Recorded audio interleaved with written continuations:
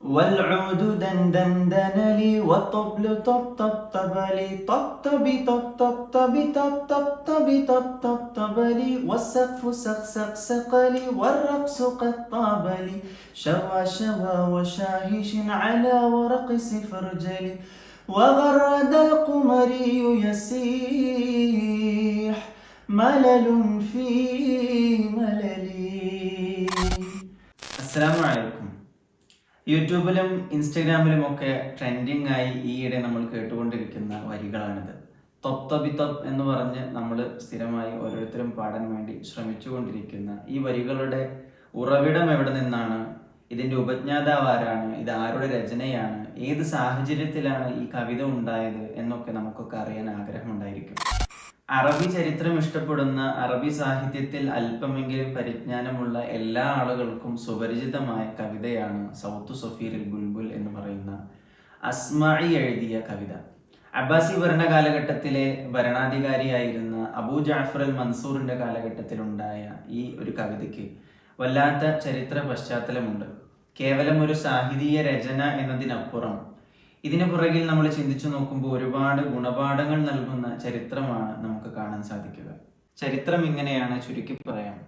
അബ്ബാസി ഭരണകാലഘട്ടത്തിലെ ഭരണാധികാരിയായ അബൂ ജഅഫർ അൽ മൻസൂർ ഒരുപാട് കവിതകൾ കേട്ട്, ഒരുപാട് കവിതാശകലങ്ങൾ ആലപിക്കാൻ കഴിവുള്ള, നല്ല ബുദ്ധിശക്തിയുള്ള, നല്ല ഓർമ്മശക്തിയുള്ള, കവിതയുമായി ബന്ധമുള്ള, അറബി സാഹിത്യത്തോടുള്ള അഭേദ്യമായ ബന്ധം നിലനിർത്തുന്ന വ്യക്തി. അബൂ ജഅഫർ അൽ മൻസൂർ എന്ന ബുദ്ധിശാലിയായ ഈ ഭരണാധികാരിയുടെ പ്രത്യേകത, കവിതയുമായി ഒരുപാട് ബന്ധമുള്ള വ്യക്തിയായതുകൊണ്ട് തന്നെ ഒരു കവിത ഒരു തവണ കേട്ടാൽ ഇദ്ദേഹം മനഃപ്പാടമാക്കും.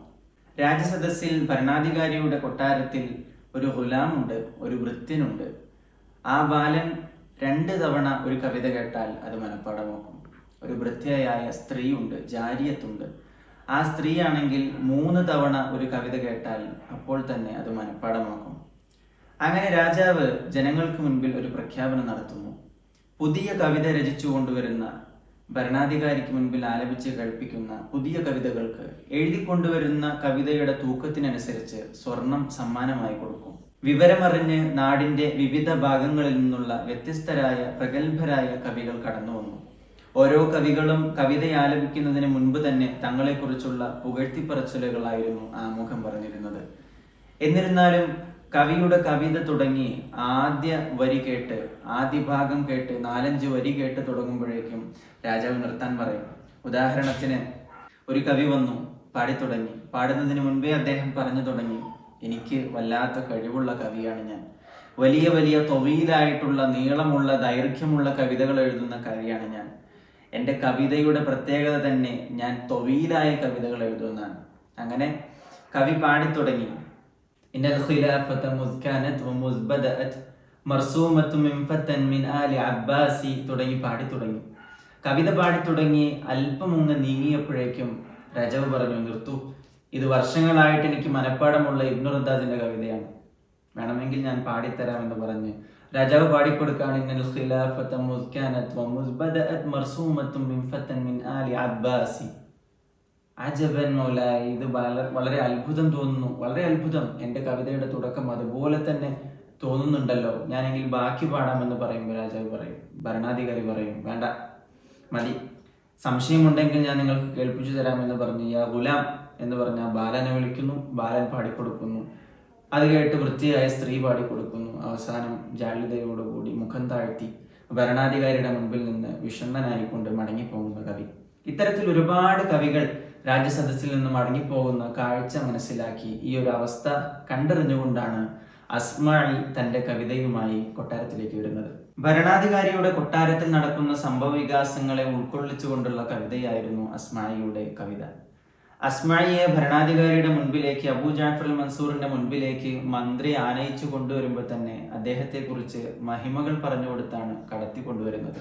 സൗത്തു സഫീരിൽ ബുൽബുലി هيج قلبي الثمل الماء والزهر معا مع زهر لحظ المقل وأنت يا سيد لي وسيدي وموللي فكم تيمني غزيل عقيقلي والخوذ مال الطربا من فعل هذا الرجل فولولت وولولت ولي ولي ويللي فقلت لا تولولي وبين اللؤلؤ لي نظمت قطعا زخرفت تعجز عنها الأدب لي قالت له حين كذا انهض وجد بالنقل شممتها بأنافي أزكى من القرنفل والعود دندنا دنالي والطبل طب طب طب طب لي طب طب طب طب طب طب طب طب طب طب طب طب طب لي والسقف سق سق سق لي والرقص قد طاب لي തുടങ്ങി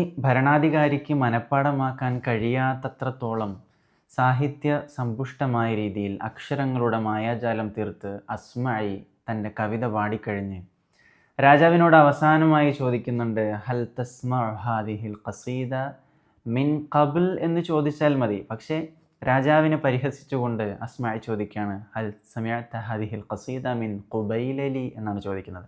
ഇതിനു മുൻപ് ഈ കവിത നിങ്ങൾ കേട്ടിട്ടുണ്ടോ? ഭരണാധികാരി പറഞ്ഞു. അബൂ ജഅഫർ അൽ മൻസൂർ പറഞ്ഞു, വല്ലാഹില, കേട്ടിട്ടില്ല. ഗുലാമിനെ വിളിച്ച് ആ ബാലനെ വിളിച്ച് പാടാൻ അറിയുമോ എന്ന് ചോദിച്ചപ്പോൾ ബാലൻ പറഞ്ഞു, സൗത്തു സഫീരിൽ ബുൽബുലി വലി വലി വലി. ബാക്കി കിട്ടുന്നില്ല. ജാരിയത്തിനെ വിളിച്ചു, അറിയില്ല എന്ന് പറഞ്ഞു. ബഹളം വെച്ച് ഭരണാധികാരി അവരവിടെ നിന്ന് ഓടിച്ചു.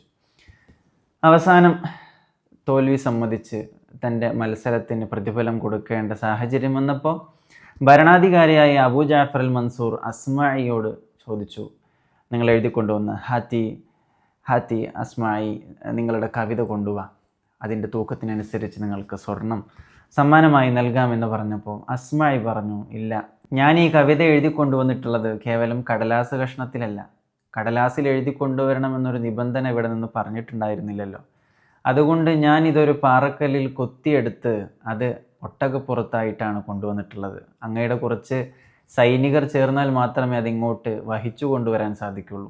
അവസാനം ഭരണാധികാരിയായ അബൂ ജഅഫർ അൽ മൻസൂർ മന്ത്രിയോട് പറഞ്ഞു, അദ്ദേഹം കൊണ്ടുവന്നതിൻ്റെ തൂക്കത്തിനനുസരിച്ച് സ്വർണം സമ്മാനമായി കൊടുക്കൂ. മന്ത്രി പറഞ്ഞു രാജാവിനോട്, അസ്മഈ കൊണ്ടുവന്ന ആ ഒരു ഫലകത്തിന് പകരമായിട്ട് നമ്മൾ സ്വർണം കൊടുത്താൽ ബൈത്തുൽ മാൽ മുഴുവൻ കാലിയായി പോകും, നമ്മുടെ ഖജനാവ് മുഴുവൻ കാലിയായി പോകും. അസ്മഈയോട് ചോദിച്ചു, അസ്മഈ, ഈ കാണുന്ന മുസ്ലിമീങ്ങളുടെ മുഴുവൻ സമ്പത്ത് നിങ്ങൾ കൊണ്ടുപോകാൻ ആഗ്രഹിക്കുന്നുണ്ടോ? അസ്മഈയുടെ മറുപടി ഇതായിരുന്നു, ഞാൻ നിങ്ങളുടെ സമ്പത്ത് ആഗ്രഹിച്ചോ സമ്മാനം ആഗ്രഹിച്ചോ കടന്നു വന്ന വ്യക്തിയല്ല, മറിച്ച് കവികളായി പുതിയ പുതിയ കവിതകൾ തങ്ങളുടെ സാഹിത്യ ശകലങ്ങൾ ഇവിടെ വന്ന് അവതരിപ്പിക്കുന്ന കവികളെ ഒരിക്കലും നിങ്ങൾ അപമാനിച്ചയക്കരുത്. അവരുടെ കഴിവുകൾക്ക് നിങ്ങൾ വേണ്ട മൂല്യം കൊടുക്കണം, കവികളെ പരിഗണിക്കണം. ഒരിക്കലും നിങ്ങളുടെ ഓർമ്മശക്തിയും ബുദ്ധിശക്തിയും ഉപയോഗിച്ച് മറ്റുള്ള ആളുകളെ വിഡ്ഢിയാക്കുന്ന ഇത്തരത്തിലുള്ള പ്രവണത ഇനി കാണിക്കാൻ പാടില്ല എന്ന് ഒരു ഉപദേശം കൊടുത്ത് അസ്മഈ ഭരണാധികാരിയുടെ സദസ്സിൽ നിന്ന് മടങ്ങിപ്പോകുന്ന ചരിത്രമാണ് ഈ കവിതയ്ക്ക് പിറകിലുള്ളത്. ഇൻഷാ അല്ലാഹ് ഈ കവിതയുമായി ബന്ധപ്പെട്ട് കൂടുതൽ കാര്യങ്ങൾ പഠിക്കാൻ ആഗ്രഹമുള്ളവർ ചരിത്രങ്ങളിലേക്ക് കടന്നു വരിക, അബ്ബാസി ചരിത്രത്തിലേക്ക് കടന്നു വരിക, കവിതകളിലേക്ക് കടന്നു വരിക, അശ്ആറുകളെ കുറിച്ച് പഠിക്കുക. അല്ലാഹു തആല കേട്ടതും പറഞ്ഞതും മനസ്സിലാക്കിയതുമൊക്കെ ഭാവിയിൽ ഉപകാരപ്പെടുത്തട്ടെ. അസ്സലാമു അലൈക്കും വറഹ്മത്തുള്ളാഹി.